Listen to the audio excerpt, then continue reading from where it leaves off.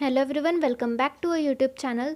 तो आज हम देखने वाले हैं RTMNU बीकॉम सेकेंड सेमेस्टर के सेक्रेटेरियल प्रैक्टिस के कुछ इंपॉर्टेंट टॉपिक्स जिस पे से क्वेश्चंस आने के बहुत सारे चांसेस हैं। तो इसमें सबसे पहला यूनिट है आपका इंट्रोडक्शन टू कंपनी।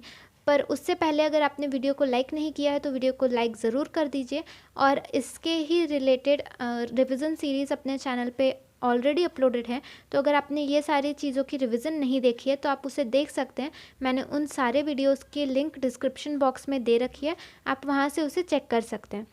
तो आइए जान लेते हैं कुछ इंपॉर्टेंट टॉपिक्स। सबसे पहला यूनिट है इंट्रोडक्शन टू कंपनी। इसमें आपको मीनिंग, डेफिनेशन, सारी चीज़ें अच्छे से ध्यान में रखनी है।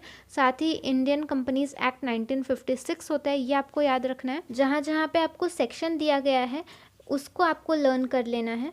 जैसे कि कैरेक्टरिस्टिक्स ऑफ कंपनी, ये आपको याद रखना है, इस पे क्वेश्चंस काफ़ी अच्छे बन सकते हैं।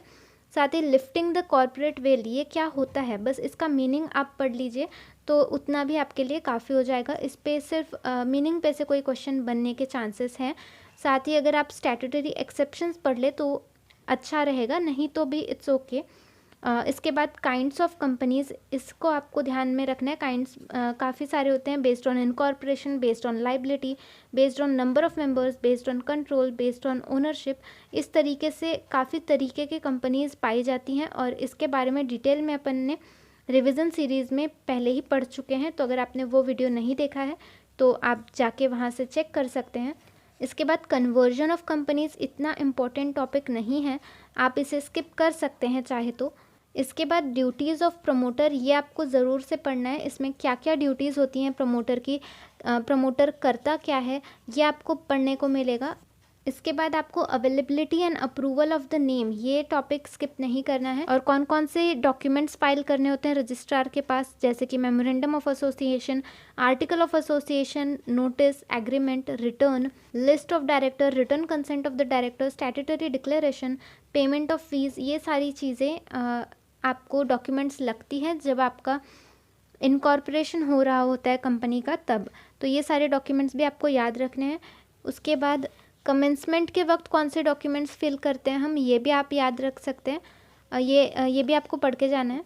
इसके बाद मेमोरेंडम ऑफ एसोसिएशन, ये काफ़ी इंपॉर्टेंट टॉपिक है, इसको आपको पढ़ना है। सिर्फ मीनिंग ही नहीं तो इसका इम्पोर्टेंस भी पढ़ना है। इसमें कौन कौन से कंटेंट्स होते हैं ये आपको बहुत ही अच्छे से पढ़ के जाना है। और चाहे तो आप इसे लर्न कर लीजिए। Name clause, domicile clause, object clause, liability clause, capital clause और एसोसिएशन क्लॉज, ये 6 क्लॉज आपको लर्न कर लेने हैं।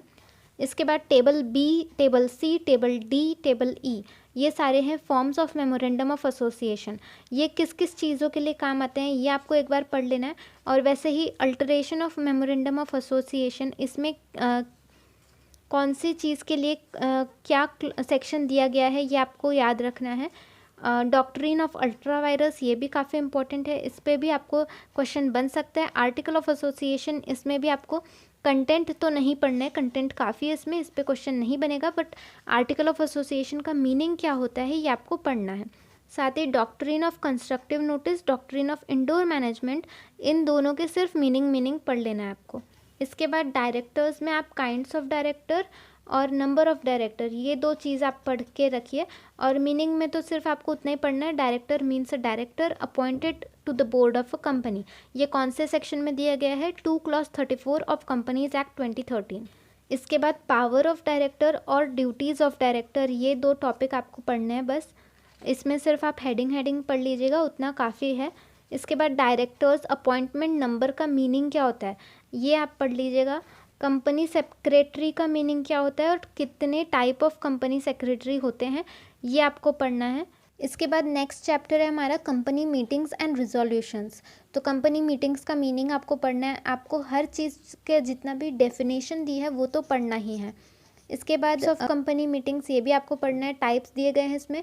मीटिंग्स ऑफ शेयर होल्डर्स होती हैं, जैसे कि वैसे ही meetings of creditors and debenture holders, ये अलग तरीके की मीटिंग होती है। और वैसे ही मीटिंग ऑफ डायरेक्टर्स और बोर्ड मीटिंग जो बोलते हैं, तो ये 3 तरीके के टाइप्स दिए गए हैं। और शेयर होल्डर्स की मीटिंग में ही आपको 4 अलग तरीके के मीटिंग्स देखने को मिल जाएंगे, जैसे कि statutory meeting, annual general meeting, extra ordinary general meeting, class meeting, इस तरीके के 4 मीटिंग्स हैं। इन सारों के आपको सिर्फ मीनिंग पढ़ लेना है कि कौन सी चीज़ का क्या मीनिंग होता है। इसके ऑब्जेक्टिव्स वगैरह पढ़ने की उतनी आवश्यकता नहीं है। इसके बाद आपको एजेंडा का मीनिंग पढ़ना है और टाइप्स ऑफ एजेंडा क्या होता है, कौन कौन से टाइप्स ऑफ एजेंडा होते हैं वो आपको पढ़ लेने हैं। और नोटिस का भी मीनिंग आपको पढ़ना है।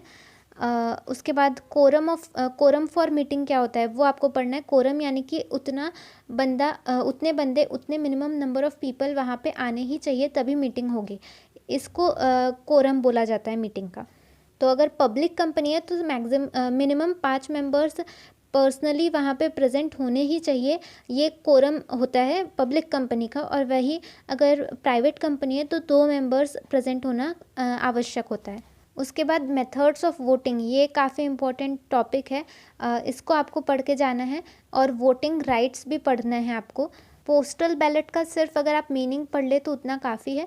और ई वोटिंग का टाइप्स आप ई वोटिंग का मीनिंग और उसके टाइप्स आप पढ़ लीजिएगा। रिजोल्यूशन का सिर्फ मीनिंग पढ़ लीजिएगा, उतना इम्पोर्टेंट नहीं है ये। और मिनट्स ऑफ मीटिंग, ये काफ़ी इंपॉर्टेंट है, इसके मीनिंग आपको पढ़ना है। साथ ही kinds of minutes of meeting भी पढ़ना है आपको। इसके बाद 3rd यूनिट है हमारा report writing, secretarial audit, CSR and e governance. इसमें रिपोर्ट राइटिंग का मीनिंग पढ़ना है आपको। साथ ही टेक्निक ऑफ रिपोर्ट राइटिंग, ये भी आपको पढ़ना है। इसमें काफ़ी तरीके के टेक्निक्स दिए गए हैं, जैसे कि फॉर्मल रिपोर्ट, इनफॉर्मल रिपोर्ट, ऐसे कई सारे आपको टेक्निक्स दिए गए हैं। उन सारों के सिर्फ आपको मीनिंग पढ़ लेने हैं। इसके बाद आपको कंटेंट ऑफ एनुअल रिपोर्ट पढ़ना है। इसमें 10 कंटेंट दिए गए हैं, ये सारे कंटेंट आपको अच्छे से पढ़ लेने हैं। अगर आप हेडिंग भी पढ़ते हो तो उतना भी काफ़ी है, बट अगर आप इन डिटेल पढ़ते हो तो ज़्यादा अच्छा रहेगा। उसके बाद आपको साइटेशन क्या होता है इसका मीनिंग पढ़ लेना है। और मेथड ऑफ साइटिंग, मेथड्स पढ़ लेने हैं, साइटिंग कैसे की जाती है ये आपको ध्यान में रखना है। उसके बाद प्रूफ रीडिंग का सिर्फ आप मीनिंग पढ़ लीजिएगा, उतना काफ़ी है। और सेक्रेटेरियल ऑडिट का कंसेप्ट आपको पढ़ना है। किसको कंपनी सेक्रेटेरियल ऑडिट मैंडेटरी होता है ये भी आपको पढ़ना है। CSR यानी कि कॉरपोरेट सोशल रिस्पॉन्सिबिलिटी, इसका सिर्फ मीनिंग पढ़ लीजिएगा और नेचर पढ़ लीजिएगा। और साथ ही टाइप्स ऑफ CSR भी पढ़ लीजिएगा। इसमें आपको 4 टाइप्स दिए गए हैं, political, financial, human right related और एनवायरमेंटल। तो ये चारों CSR आपको पढ़ लेने हैं।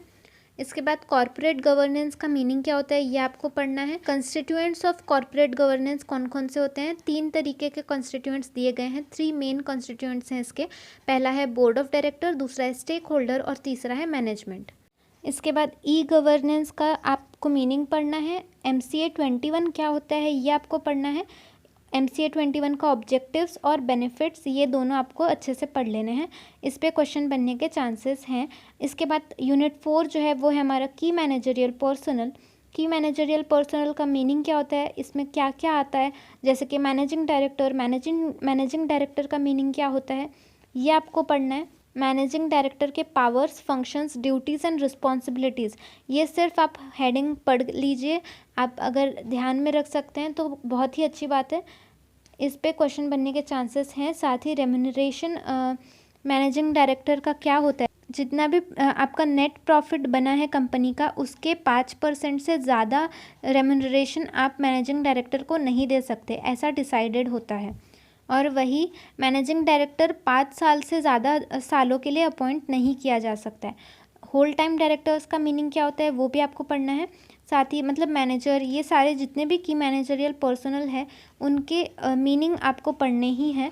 साथ ही में इनका जो टर्म ऑफ ऑफिस होता है, जैसे कौन कितने, जैसे कि मैनेजर 5 सालों से ज़्यादा के लिए अपॉइंट नहीं किया जा सकता है, वैसे ही कितने सालों के लिए कौन अपॉइंट होता है वो आपको देख लेना है। इसके बाद कैजुअल वैकेंसी क्या होती है वो आपको पढ़ लेना है। और secretarial procedure for filing up of casual vacancy, ये अच्छे से पढ़ लेना है। प्रेफरेंस वाइज अगर हम देखें तो यहाँ पे सबसे ज़्यादा आपको फर्स्ट चैप्टर पे ध्यान देना है, उसके बाद 3rd चैप्टर पे, और फिर 2nd और फिर 4th। तो ये आपका प्रेफरेंस रहना चाहिए पढ़ाई करते वक्त। अगर आपको कोई भी डाउट है तो आप मुझे कमेंट सेक्शन में पूछ सकते हो या तो इंस्टाग्राम पे पूछ सकते हो। इन सारे यूनिट्स की रिवीजन सीरीज़ अपने चैनल पे ऑलरेडी अपलोडेड है, अगर आपने वो वाले वीडियोज़ नहीं देखे हो तो डिस्क्रिप्शन में लिंक है, वहाँ से आप उसे चेक कर सकते हो। अगर आपको ये वीडियो अच्छा लगा हो, हेल्पफुल लगा हो तो वीडियो को लाइक करना ना भूलें, अपने दोस्तों के साथ इसे ज़रूर शेयर करें। और अगर आपने अभी तक चैनल को सब्सक्राइब नहीं किया है तो सब्सक्राइब करके बेल आइकॉन ज़रूर प्रेस कर दें। Thank you so much for watching this video.